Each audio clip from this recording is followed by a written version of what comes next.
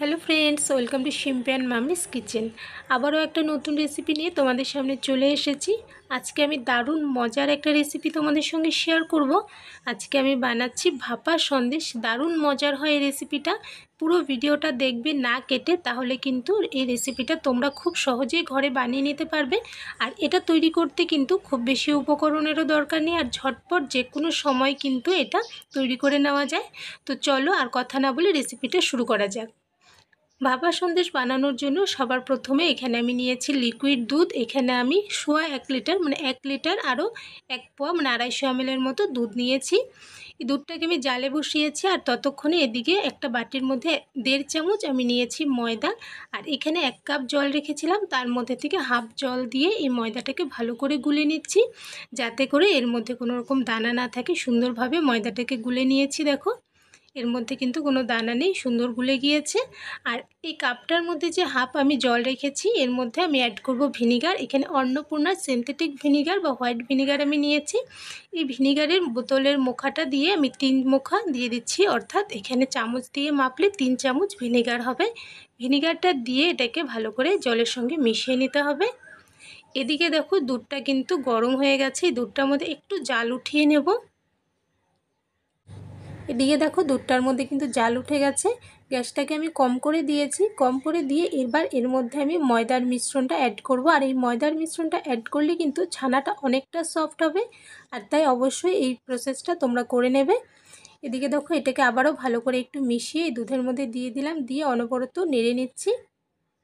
সুন্দরভাবে নেড়ে নিয়েছি। এবার এই দুধটার মধ্যে আরও একবার জাল উঠিয়ে নিচ্ছি।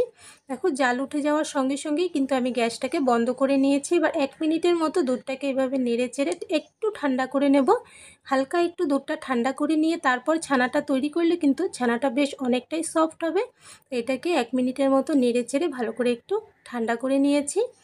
এবার এই দুধের মধ্যে আমি ভিনিগার মিশ্রিত জলটা অল্প অল্প করে দিচ্ছি, আর এভাবে করে হালকা হাতে নেড়ে নিচ্ছি। দেখো, আর পুরোটা কিন্তু একবারে দিয়ে দেবো না, দুবারে কিন্তু আমি দিয়েছি, দিয়ে এভাবে করে নাড়ছি। আর অল্প কিছুক্ষণের মধ্যেই দেখো ছানাটা কিন্তু সুন্দরভাবে কেটে গিয়েছে, ছানা এবং জল আলাদা হয়ে গেছে। এবার এর মধ্যে আমি অল্প দিয়ে দেবো ঠান্ডা জল, তাতে করে কিন্তু এর প্রসেসিংটা বন্ধ হয়ে যাবে এবং ছানাটা সফট থাকবে, শক্ত হবে না। এখানে কিন্তু আমি তোমাদেরকে ছানা সফট করার অনেকগুলো টিপস দিয়ে দিলাম। তোমরা এই টিপসগুলো অবশ্যই ফলো করে ছানা তৈরি করবে, তাহলে তোমাদের ছানাগুলো কিন্তু অনেক সফট হবে।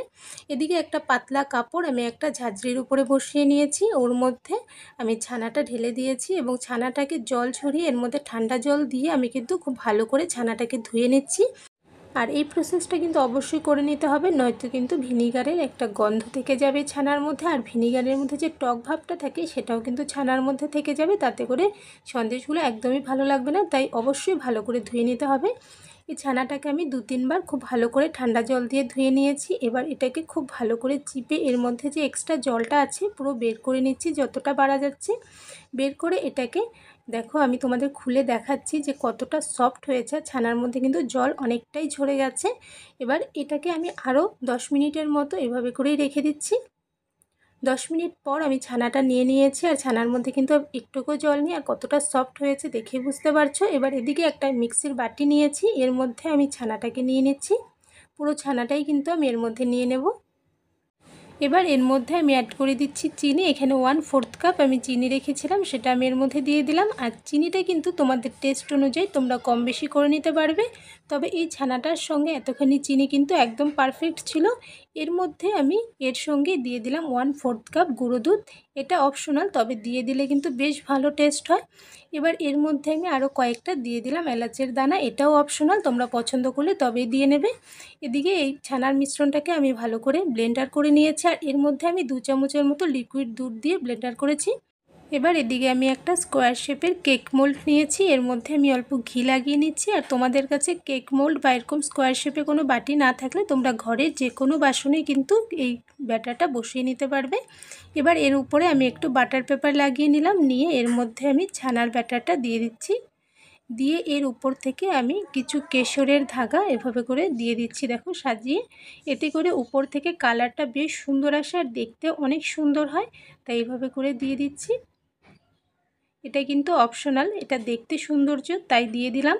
দিয়ে এবার এটাকে বসিয়ে দেব। এদিকে আমি একটা কড়াইয়ের মধ্যে জল গরম হওয়ার জন্য বসিয়ে দিয়েছিলাম। জলটাও কিন্তু গরম হয়ে গেছে। এর উপরে একটা স্ট্যান্ড রেখেছি, তোমরা যে কোনো স্ট্যান্ড বসিয়ে নিতে পারো এর মাঝখানে। বসিয়ে এর মধ্যে এবার আমি এই ছানার ব্যাটারটা বসিয়ে দিলাম। দেখো, এবার এখানে আমি তোমাদের আরও একটা টিপস দিচ্ছি, সেটা হচ্ছে এই ঢাকনাটার উপরে একটা সুতি কাপড় এভাবে করে জড়িয়ে নিয়ে ঢেকে দিলে কিন্তু এর মধ্যে কোনো রকম হাওয়া ঢুকবে না এবং এই ব্যাটারের উপরে বাষ্প কিন্তু পড়বে না। বাষ্পটা পড়লে উপর থেকে দাগ দাগ হয়ে যায়, দেখতে ভালো লাগে না। তো এইভাবে করে কাপড় জড়িয়ে নিয়েছি। এটাকে 15 মিনিটের মতো আমি হতে দিচ্ছি মিডিয়াম আঁচে। এখানে 15 মিনিট হয়ে গেছে, আমি ঢাকনাটা খুলে নিচ্ছি। আর দেখো ভাপা সন্দেশটা কত সুন্দরভাবে তৈরি হয়ে গেছে। এটা কিন্তু একদম সম্পূর্ণ রেডি, দেখেই বুঝতে পারছো সাইড থেকেও ছেড়ে দিয়েছে। তোমরা এটাকে চাইলে টুথপিক দিয়ে চেক করে নিতে পারো, তবে এটা কিন্তু একদম রেডি। এটাকে এবার আমি উঠিয়ে নিচ্ছি, যেহেতু গরম খুব সাবধানে এটাকে নামিয়ে নিচ্ছি। এটাকে কিছুক্ষণ ঠান্ডা করে আমি ফ্রিজে রেখে দেবো 2 ঘন্টার জন্য। 2-2.5 ঘন্টা ফ্রিজে রেখে ঠান্ডা করে তারপর তোমাদেরকে আবারও দেখাবো। প্রায় 2 ঘন্টার মতো হয়ে গেছে, আমি ফ্রিজে রেখে দিয়েছিলাম। এটাকে বের করে নিয়েছি। এবার এর মধ্যে যে আমি বাটার পেপারটা লাগিয়েছিলাম সেটা এই সাইড থেকে ধরে আমি আস্তে করে টান দিয়েছি। দেখো সুন্দরভাবে কিন্তু এটা উঠে গেছে। এটাকে এভাবে করে উঠিয়ে নিয়েছি, নিয়ে একটা প্লেটের মধ্যে রেখে এবার এটাকে আমি কেটে তোমাদেরকে দেখাচ্ছি। একটা চাকু দিয়ে এটাকে আমি স্কোয়ার শেপে কাটছি। তোমরা পছন্দ মতো যে কোনো শেপে এটাকে কেটে নিতে পারো। এটা কিন্তু অনেক মজার একটা রেসিপি, দারুণ মজার একটা সন্দেশ, খুব সহজেই কিন্তু তৈরি হয়ে গেল। আর দেখো কত সুন্দরভাবে এটা উঠেও আসছে, আর ভেতরটা দেখেছো কত সুন্দর জালি জালি হয়েছে। দারুণ মজার একটা রেসিপি, অবশ্যই তোমরা ঘরে বানিয়ে দেখো। আশা করছি তোমাদের কাছে অনেক ভালো লাগবে।